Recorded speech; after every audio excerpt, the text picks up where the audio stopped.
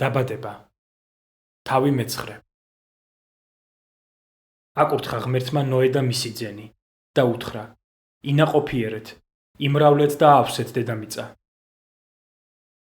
ჰქონდეს თქვენი შიში და ძრწოლა ყველა ცხოველს, ცის ყველა ფრინველს და ყველა არსებას, რაც დედამიწაზე იწვრის, და ყოველი თევზი ზღვისა თქვენს ხელთაა მოცემული.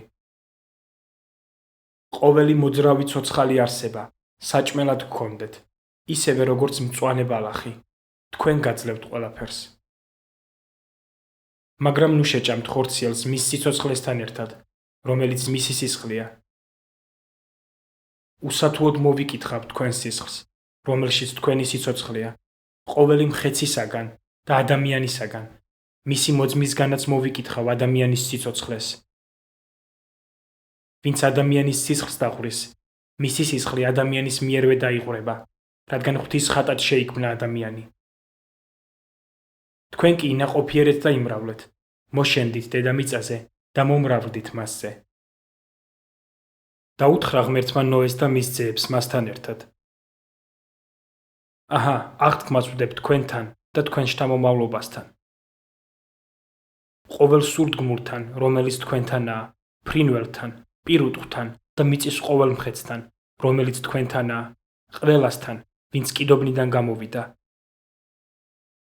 აღთქმას გიდებთ, რომ ამიერიდან წარღვნის წყლებით არც ერთი ხორციელი აღარ მოისპობა და წარღვნა აღარასოდეს მოხდება დედამიწის დასაღუპად. თქვა ღმერთმა: ეს არის ნიშანი აღთქმისა, რომელსაც ვდებ თქვენთან და ყოველ ცოცხალ არსებასთან, სამარადისო აღთქმა იმ თაობებთან, რომლებიც მოვლენ.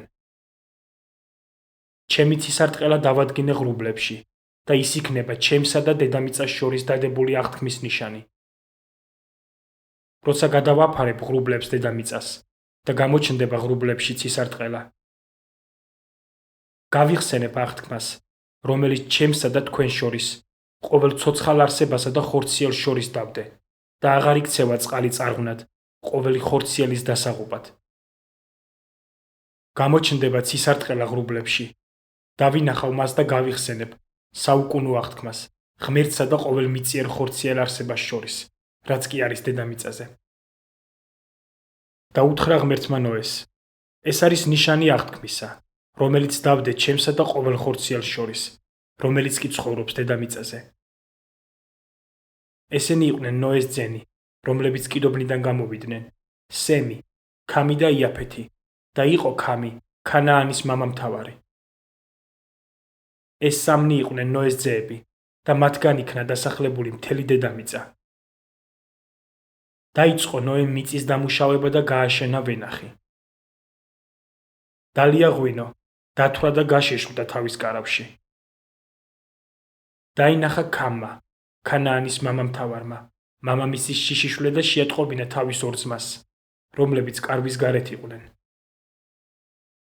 აიღეს სემმა და იაფეთმა მამის სამოსელი და დაიდეს მხრებზე და წავიდნენ პირუკო და დაფარეს თავიანთი მამის სიშიშვლე და რადგან პირი უკან ჰქონდათ მიმართული, არ დაუნახავთ თავიანთი მამის სიშიშვლე.